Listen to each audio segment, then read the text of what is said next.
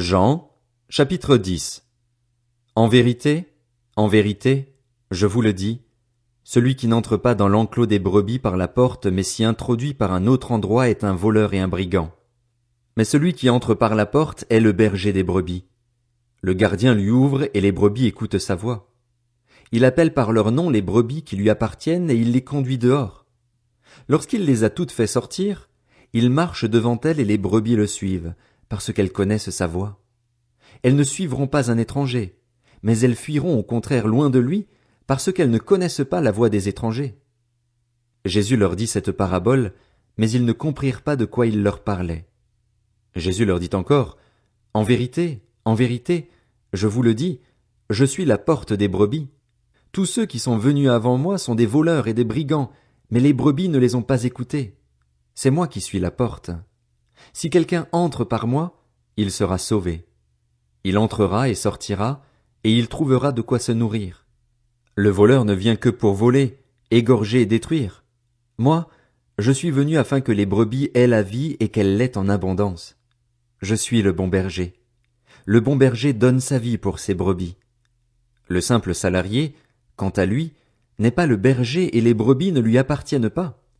Lorsqu'il voit venir le loup, il abandonne les brebis et prend la fuite. Alors le loup s'en empare et les disperse.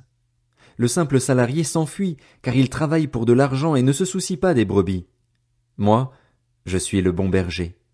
Je connais mes brebis et elles me connaissent, tout comme le Père me connaît et comme je connais le Père. Je donne ma vie pour mes brebis. J'ai encore d'autres brebis qui ne sont pas de cet enclos. Celles-là aussi, il faut que je les amène. Elles écouteront ma voix et il y aura un seul troupeau, un seul berger. Le Père m'aime, parce que je donne ma vie pour la reprendre ensuite.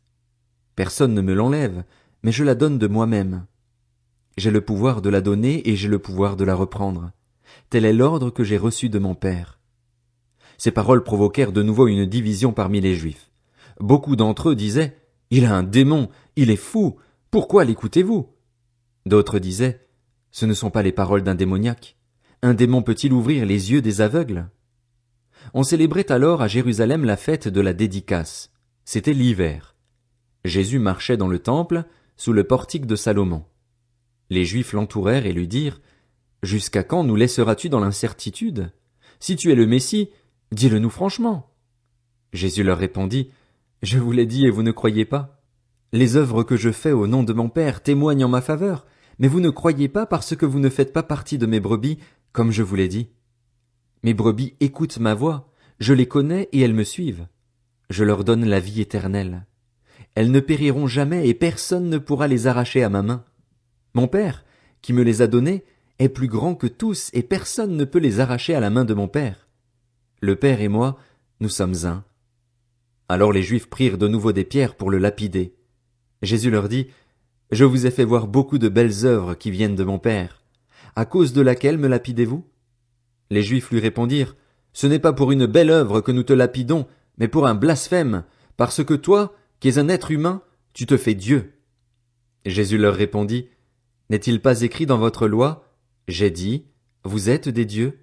S'il est vrai qu'elle a appelé Dieu ceux à qui la parole de Dieu a été adressée et si l'écriture ne peut pas être annulée, comment pouvez-vous dire à celui que le Père a consacré et envoyé dans le monde, tu blasphèmes, et cela parce que j'ai affirmé, je suis le Fils de Dieu? Si je ne fais pas les œuvres de mon Père, ne me croyez pas. Mais si je les fais, même si vous ne me croyez pas, croyez à ces œuvres afin de savoir et de reconnaître que le Père est en moi et que je suis en lui. Voilà pourquoi ils cherchaient encore à l'arrêter, mais il leur échappa. Jésus retourna de l'autre côté du Jourdain, à l'endroit où Jean avait d'abord baptisé, et il y resta. Beaucoup de gens vinrent vers lui.